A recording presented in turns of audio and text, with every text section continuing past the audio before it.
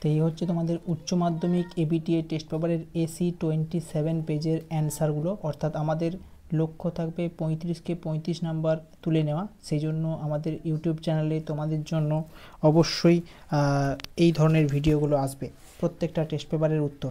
ঠিক আছে, দেখো এবিটিএ টেস্ট পেপারের AC27 উত্তরগুলো দেখো। ভূগর্ভে ম্যাগমা থেকে পৃথক হওয়া জলীয় বাষ্প ঘনীভূত হয়ে জলে পরিণত হচ্ছে, সেটাকে বলা হচ্ছে জুভেনাইল জল। ঠিক আছে, তটভূমির সর্বোচ্চ জোয়ারের সীমা থেকে উপকূলের উচ্চ পাড় পর্যন্ত যেখানে কেবল ঝটিকা তরঙ্গ প্রবেশ করে তাকে বলা হচ্ছে পশ্চাৎ তটভূমি। চুনাপাথর গঠিত গুহায় দ্রবীভূত চুন তীর্যকভাবে বৃদ্ধি পেলে তাকে বলা হয় হেলিকটাইট। নেক্সট, স্বাভাবিক ক্ষয়চক্রের ধারণার প্রবর্তক হচ্ছেন WM ডেভিস। ঠিক আছে, মরুভূমির প্লায়াকা কেন্দ্র করে যে জল নির্গম প্রণালী গড়ে ওঠে সেটা হচ্ছে কেন্দ্রমুখী। মলিসল এর অর্থ হচ্ছে চার্নজম। গ্রথন ত্রিভুজের ত্রিভুজটি হচ্ছে সমবাহু ত্রিভুজ। জলবায়ু অঞ্চল নির্ধারণে নিম্নলিখিত কোন বিষয়টি সর্বাধিক গুরুত্ব দেওয়া হয়েছে? উদ্ভিদ। ক্যারিবিয়ান সাগরে ক্রান্তীয় ঘূর্ণিপাত নামে পরিচিত হ্যারিকেন। পাথুরে ও শিলাময় অঞ্চলে জন্মানো উদ্ভিদকে বলা হয় লিথোফাইট। একটি ভৌগোলিক অঞ্চলের অন্যান্য সংলগ্ন অঞ্চলে ভিন্ন বাসস্থানের জীবগোষ্ঠীদের মধ্যে যে বৈচিত্র্য দেখা যায় তাকে বলা হয় বিটা বৈচিত্র্য। অভিকর্ষজ বলের সাথে যুক্ত একটি দুর্যোগ হচ্ছে ভূমিধস। ভারতের বাগিচা কৃষির সঙ্গে যুক্ত একটি ফসল হচ্ছে চা। ভারতের কফি গবেষণাগারটি অবস্থিত চিকমাগালুর। ভারতের প্রথম কার্পাস বয়ন শিল্পকেন্দ্রটি অবস্থিত ঘুষুড়িতে। ঠিক আছে, সেবা ক্ষেত্রে কার্যকর্মে নিযুক্ত কর্মীদের বলা হয় গোলাপি পোশাকের কর্মী। এরপরে হচ্ছে গ্যাস, জল, খনিজ তেল পরিবহনের উল্লেখযোগ্য পথ হচ্ছে নলপথ।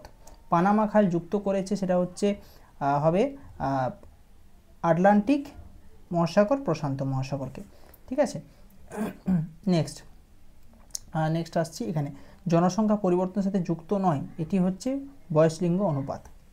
তিন দিক থেকে আসা রাস্তা যদি স্থূলকোণে মেশে সেটা হচ্ছে ওয়াই আকৃতির। অর্থনৈতিক উন্নয়নের জনক হচ্ছেন আর্থার লুইস আছে বা লুইসও হবে। ঠিক আছে, পরে চলে আসছি এই যে 1 নম্বরের প্রশ্নগুলো, এগুলোও তোমাদেরকে আমি উত্তর তোমাদেরকে দিয়ে দেব। তার জন্য তোমাদেরকে আমি আমার লেখার বই থেকে উত্তর তোমাদেরকে দিয়ে দিচ্ছি যাতে তোমাদের পড়তে সুবিধা হয়। ঠিক আছে, তো একটা একটা করে বলে দিই। প্রথমে হচ্ছে আরোহণ কাকে বলে? তো যে প্রক্রিয়ায় মাধ্যমে পরিজাত শক্তির দ্বারা অবরোহণ প্রক্রিয়ায় ক্ষয়ীভূত পদার্থ পলি, বালি, কাঁকর ইত্যাদি সঞ্চিত হয়ে ভূপৃষ্ঠের নিচু স্থানগুলি ভরাট হয়ে উঁচু হয় তাকে বলা হয় আরোহণ। উদাহরণ নদীর নিম্ন প্রবাহে বদ্বীপ, বালুচর ইত্যাদির গঠন। পরে হলো ডিপ স্টোন কাকে বলা হয়? ডিপ স্টোন অ্যাকচুয়ালি এটাকে বলা হচ্ছে পাতন প্রস্তর, অর্থাৎ চুনাপাথরযুক্ত গুহায় যে সমস্ত ভূমিরূপগুলো সঞ্চয়জাত ভূমিরূপ উপর থেকে ফোঁটা ফোঁটা করে পড়ে তৈরি হয় সেটাকে বলা হচ্ছে deep stone. The old man of হয় কোন প্রকার ভূমিরূপ উদাহরণ? হচ্ছে স্ট্যাকের উদাহরণ, একটা স্ট্যাক। ঠিক আছে, নেক্সট, পেনিপ্লেন কাকে বলে? পেনিপ্লেন হচ্ছে বিশেষ করে প্রায় সমতল ভূমি, অর্থাৎ ডেভিসের যে স্বাভাবিক ক্ষয়চক্র তার বার্ধক্য পর্যায়ে এই পেনিপ্লেন তৈরি হয়। ঠিক আছে, পরে আসছি পূর্ববর্তী নদী কাকে বলে? দেখো, প্রবাহপথের উত্থান সত্ত্বেও যে সমস্ত নদী নিম্নক্ষয়ের মাধ্যমে তার পূর্বেকার গতিপথ বজায় রাখতে সমর্থ হয় তাকে পূর্ববর্তী নদী বলে, যেমন সিন্ধু, তিস্তা। পরের প্রশ্ন, জল নির্গম প্রণালী বলতে কী বোঝো? দেখো, একটা নদী অববাহিকায় যতগুলো নদী একসঙ্গে প্রবাহিত হয়ে একটা নকশা তৈরি করে সেই জায়গাটাকে বলা হচ্ছে জল নির্গম প্রণালী। ঠিক আছে, নেক্সট প্রশ্ন আছে মৃত্তিকার পরিলেখ কাকে বলে? মৃত্তিকার পরিলেখ হচ্ছে বিভিন্ন প্রকার গঠন, গ্রথন, বর্ণযুক্ত মৃত্তিকা স্তরভিত্তিক বিন্যাসকে পরিলেখ বলা হয়। 1935 খ্রিস্টাব্দে বিজ্ঞানী মিলনে প্রথম ক্যাটানা শব্দটি ব্যবহার করেন। অর্থাৎ মৃত্তিকা পরিলেখ হলো মৃত্তিকাতে উলম্ব স্তর বরাবর প্রস্থচ্ছেদ করলে বিভিন্ন প্রকার গঠন, বর্ণযুক্ত যে সমস্ত স্তর লক্ষ্য করা যায় তার সামগ্রিক চিত্র। ঠিক আছে, এছাড়া পরের প্রশ্ন রয়েছে, দেখো গ্লেইজেশন বলতে কী বোঝো? তো গ্লেইজেশনের উত্তরটা এটা। দেখো, তুন্দ্রা অঞ্চলে জলাভূমি এলাকার অক্সিজেন ও ভানযুক্ত স্থানে বিজারণ প্রক্রিয়ায় সক্রিয় হয়ে নীল ও ধূসর বর্ণের বর্গমৃত্তিকার সৃষ্টি হয়, এই প্রক্রিয়াকে গ্লেইজেশন বলা হয়। পরের প্রশ্ন, পরিচলন বৃষ্টিপাত প্রধানত কোন জলবায়ু অঞ্চলে বেশি সংঘটিত হয়? পরিচলন বৃষ্টিপাত সাধারণত সংঘটিত হয় সেটা হচ্ছে নিরক্ষীয় জলবায়ু অঞ্চলে। পরের প্রশ্ন, জিওস্ট্রফিক বায়ু কাকে বলা হয়? দেখো, জিওস্ট্রফিক বায়ু হচ্ছে উত্তর বায়ু প্রবাহের সময় একেবারে নিচের স্তরের বায়ু, অর্থাৎ ভূমি ঘেঁষে প্রবাহিত, এর ফলে তার গতিবেগ খুবই কমে যায়, এমনকি কোনো সময় গতিবেগ একেবারে শূন্য হয়, কিন্তু ভূপৃষ্ঠ থেকে যত উপরে ওঠা যায় বায়ু অবাধে প্রবাহিত হয়। ঊর্ধ্ব তপোস্ফিয়ারে সমচাপ রেখার সমান্তরালে প্রবাহিত বায়ুকে বলা হয় জিওস্ট্রফিক বায়ু। পরের প্রশ্ন, একটি খরা সহকারী উদ্ভিদের নাম। খরা প্রতিরোধী হচ্ছে ফণিমনসা, খরা সহকারী হচ্ছে বাবলা। ঠিক আছে। পরের প্রশ্ন, জীববৈচিত্র্যের হটস্পট কাকে বলে? দেখো, জীববৈচিত্র্য হটস্পট কাকে বলা হয়? 1988 খ্রিস্টাব্দে বাস্তুতন্ত্রবিদ নরম্যান মায়ার্স জীববৈচিত্র্য হটস্পট কথাটি প্রথম ব্যবহার করেন।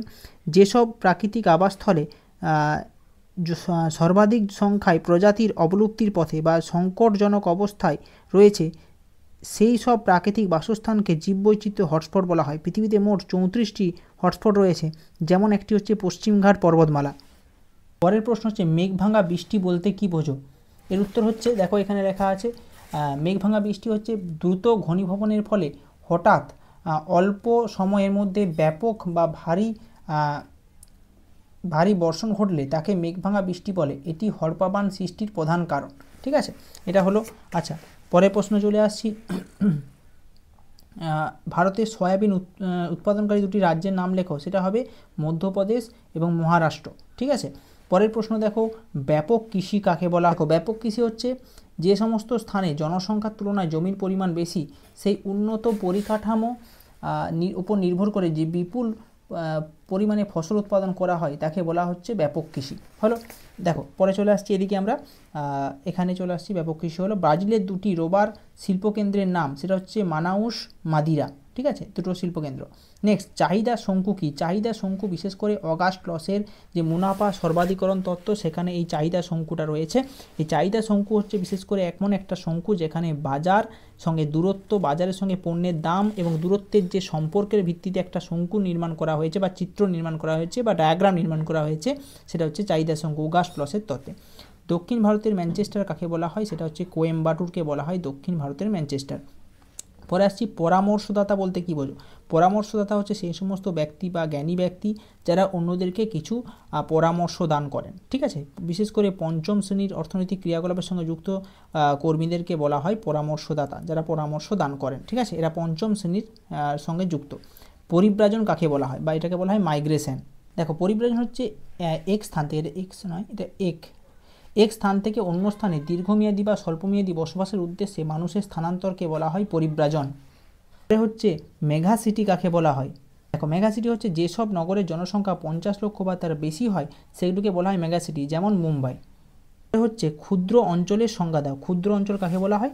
দেখো, এখানে হচ্ছে ক্ষুদ্র অঞ্চল হচ্ছে ক্ষুদ্র অঞ্চল জুড়ে, ঠিক আছে, ক্ষুদ্র অঞ্চল জুড়ে জেলা বা গ্রামীণ স্তরে প্রধানত একটি বৈশিষ্ট্যের উপর ভিত্তি করে যে সমস্ত পরিকল্পনা অঞ্চল গড়ে তোলা হয় সেটা হচ্ছে ক্ষুদ্র পরিকল্পনা অঞ্চল, যেমন সুন্দরবন। ঠিক আছে। নেক্সট, ভারতের সিলিকন ভ্যালি কোন রাজ্যে অবস্থিত? দেখো, এটা যদি উত্তর দিতে হয় বেঙ্গালুরু, তাহলে তোমাদেরকে উত্তর কেটে দিতেও পারে, কারণ বেঙ্গালুরুটা কর্ণাটক রাজ্যে অবস্থিত। লিখে দিতে ভারতের সিলিকন ভ্যালি হচ্ছে বেঙ্গালুরু, যেটি কর্ণাটক রাজ্যে অবস্থিত। ঠিক আছে, তাহলে এই আমাদের AC27 যে পেজ, AC27 আমাদের কমপ্লিট হয়ে গেল। পরবর্তীকালে আরও ভিডিও পাওয়ার জন্য চ্যানেলকে সাবস্ক্রাইব করে রাখো এবং ভিডিওটি অবশ্যই বন্ধু বান্ধবদের কাছে শেয়ার করে দাও। তাহলে আমরা যে এবিটি টেস্ট পেপারের আলোচনা শুরু করেছিলাম সেটার আজকে প্রথম ক্লাস কেমন লাগলো অবশ্যই ভিডিওটা জানিও। ভবিষ্যতে আরও ভিডিও পাওয়ার জন্য আমাদের চ্যানেলকে সাবস্ক্রাইব করে নাও।